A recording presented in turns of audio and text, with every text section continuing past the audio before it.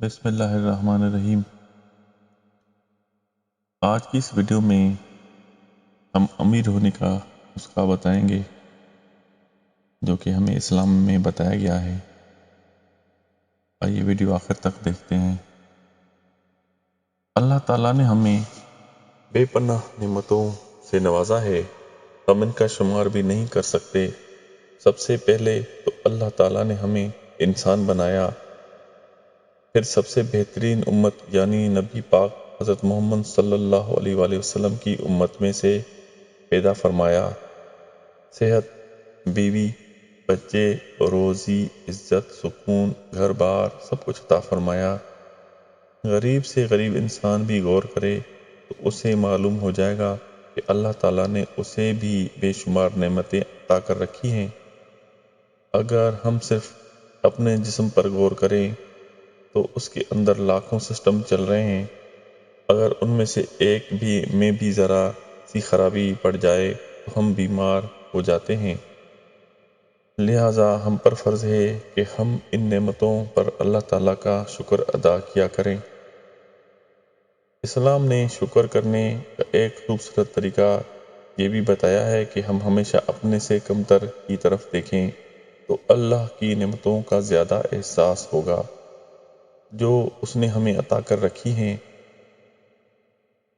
ایک آدمی سخت گرمی میں چل کر مسجد میں نماز پڑھ رہا تھا۔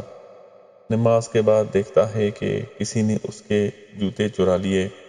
وہ سخت گرم زمین پر چل رہا تھا اور دل ہی دل میں کہہ رہا تھا کہ یا اللہ، میں نے تیری نماز پڑھی اور اب مجھے اتنی گرم زمین پر ننگے پاؤں چلنا پڑ رہا ہے۔ اتنے میں کیا دیکھتا ہے کہ ایک شخص اس تپتی زمین پر پنجوں اور جسم کے بل چل کر آ رہا ہے کیونکہ اس کی ٹانگیں ہی نہیں تھیں۔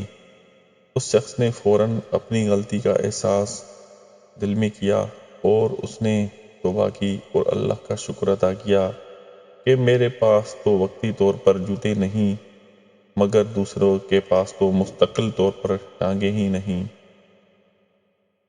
حضور اکرم صلی اللہ علیہ وسلم نے فرمایا کہ اللہ تعالیٰ اس بات سے خوش ہوتا ہے کہ بندہ کھانا کھا کر اور پانی پی کر اس کا شکر ادا کرے، یعنی الحمدللہ کہے یا کسی بھی زبان میں اللہ کا شکر ادا کرے۔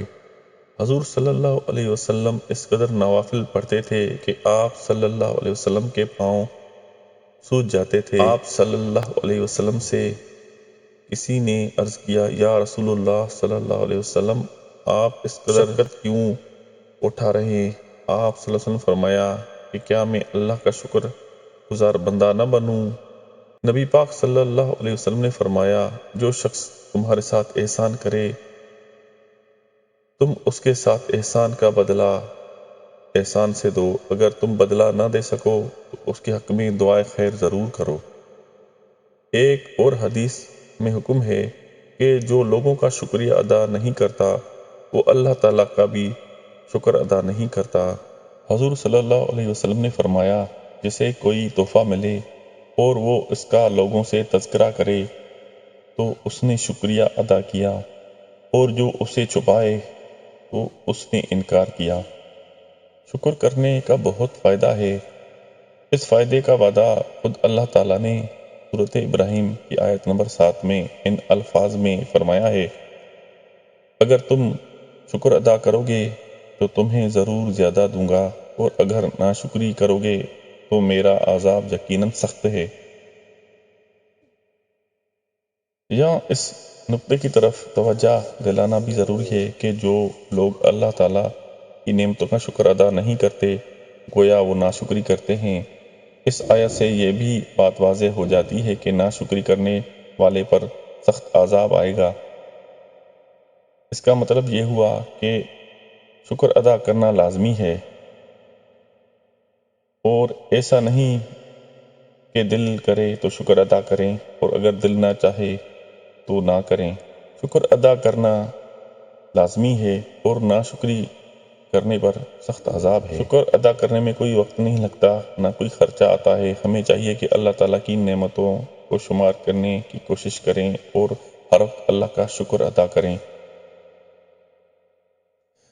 اللہ تعالیٰ نے سورۃ رحمان میں 31 بار ارشاد فرمایا ہے کہ تم اپنے رب کی کن کن نعمتوں کو جھٹلاؤ گے۔